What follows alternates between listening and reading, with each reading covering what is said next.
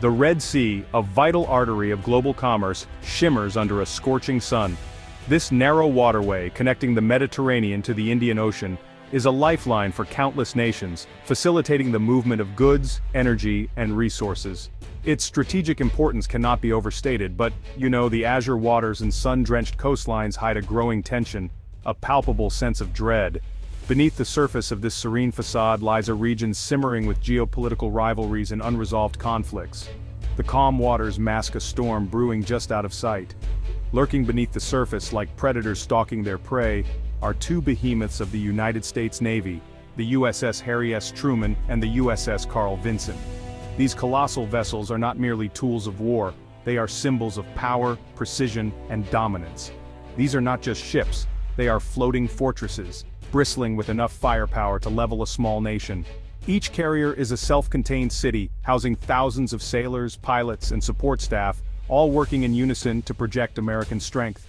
Their presence here is no accident. It is a calculated move, a deliberate show of force in a region where tensions are as volatile as the desert winds. It's an unmistakable message, a flexing of American muscle aimed directly at the heart of Tehran.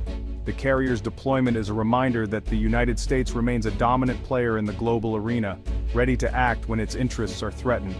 The message is clear: America is back, and it is not afraid to use its might. The sight of fighter jets roaring off the decks and the American flag fluttering in the wind is a stark warning to adversaries. The deployment of these two carrier strike groups is, without a doubt, a significant escalation of U.S. military presence in the region. It underscores a commitment to safeguarding international waters and ensuring the free flow of commerce. It's a clear signal to Iran and its proxies that the United States is prepared to defend its interests, even if it means resorting to force. The carrier's presence serves as both a deterrent and a promise of swift retaliation if provoked. The world watches, holding its breath as the shadow of these steel titans stretches across the region, a harbinger of things to come. The Red Sea, once a tranquil passage, now stands as a stage for a high-stakes geopolitical drama, with consequences that could ripple far beyond its shores. The USS Harry S. Truman and the USS Carl Vinson are not just warships, they are floating fortresses, bristling with advanced weaponry and cutting-edge technology. They're symbols of American naval dominance, projecting strength and security across the globe. These Nimitz-class carriers are some of the largest warships ever built, towering over the seas with their immense size and power. Each one is a floating city of steel and technology, crewed by thousands of highly trained sailors who work tirelessly to keep these giants operational. Their decks are alive with activity, a hive of precision and coordination. Teeming with FA-18 Super Hornets, EA-18G Growlers and other advanced aircraft including the E-2D Hawkeyes, these carriers host a lethal air force capable of projecting American power across vast distances. But their true strength lies not just in their firepower, but in their unmatched flexibility and adaptability. These carriers are mobile air bases, capable of launching and recovering aircraft in almost any condition. They can launch strikes anywhere within a 1,000-mile radius, providing a strategic advantage in any conflict.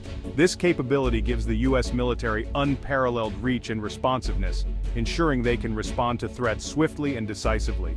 Whether it's a rapid strike or a sustained operation, these carriers are always ready to deliver overwhelming force. Their presence in the Red Sea and other strategic waters serves as a constant reminder of American military might and global influence. These carriers are not just tools of war, they are symbols of deterrence, silently but powerfully reminding the world of the consequences of challenging the established order. Day and night, the skies above Yemen rumble with the roar of American jets. From the decks of the Truman and the Vinson, FA-18 Super Hornets streak into the sky, their bellies heavy with precision-guided munitions. Their targets? Houthi military installations, weapons depots, and command and control centers. Each sortie, each explosion, is like a hammer blow against the Iranian-backed Houthi rebels, a relentless campaign designed to cripple their ability to wage war. The impact of these airstrikes is undeniable. Houthi forces, once emboldened by their advances, are now on the back foot, their supply lines disrupted, their morale shattered. The constant threat of air power hangs over them like a sword of Damocles, limiting their movements and denying them the initiative.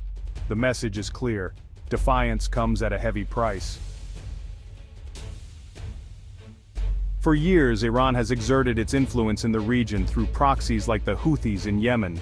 These groups, funded and armed by Tehran, have served as instruments of Iranian foreign policy, projecting power and sowing chaos beyond its borders. But the tide, well, it seems to be turning. The recent US military deployments combined with the relentless air campaign have put immense pressure on Iran's network of proxies. The Houthis, once on the verge of victory in Yemen, are now locked in a bloody stalemate, their supplies dwindling, their morale plummeting. Hezbollah, facing its own internal challenges and a resurgent Israel, is less able to provide material support. The ground beneath Iran's feet is shifting, its carefully constructed web of influence beginning to unravel.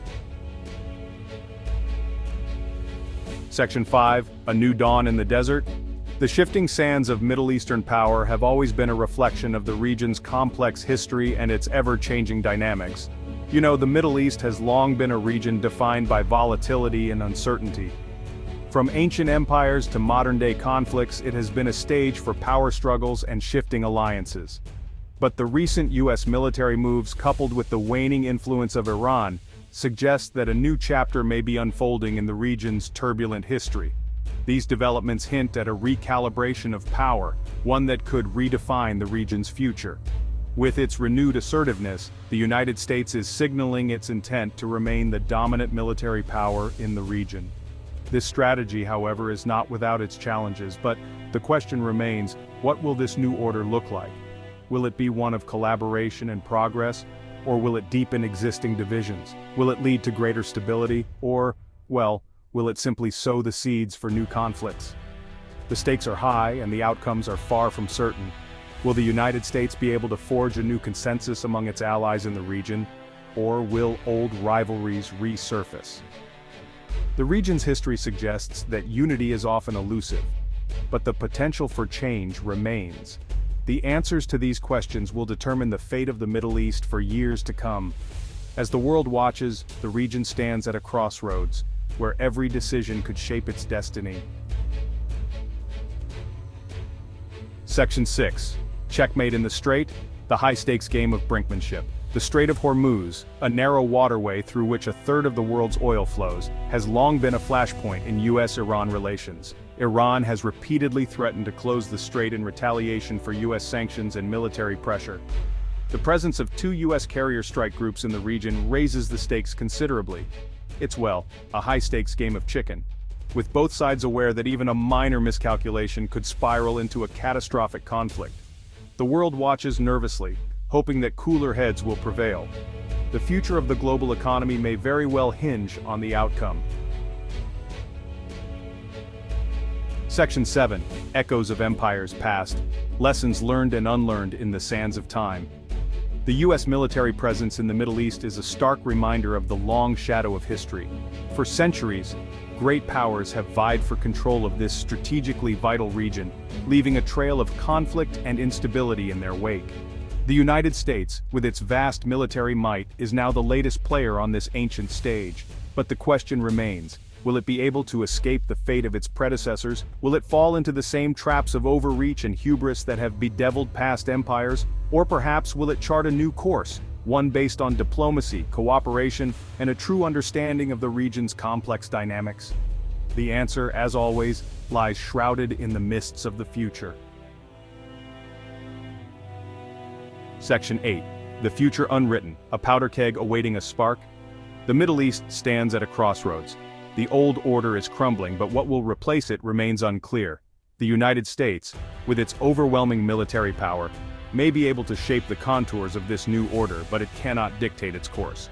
Too many actors, too many competing interests are at play. The situation is akin to a powder keg, volatile and unpredictable, awaiting a single spark to ignite a conflagration. Will wisdom and restraint prevail, or will the region once again be consumed by the flames of conflict? The answer to this question, fraught with uncertainty and pregnant with consequence, will determine the fate of millions. One thing is certain, the world will be watching, holding its breath, as the drama unfolds on the global stage.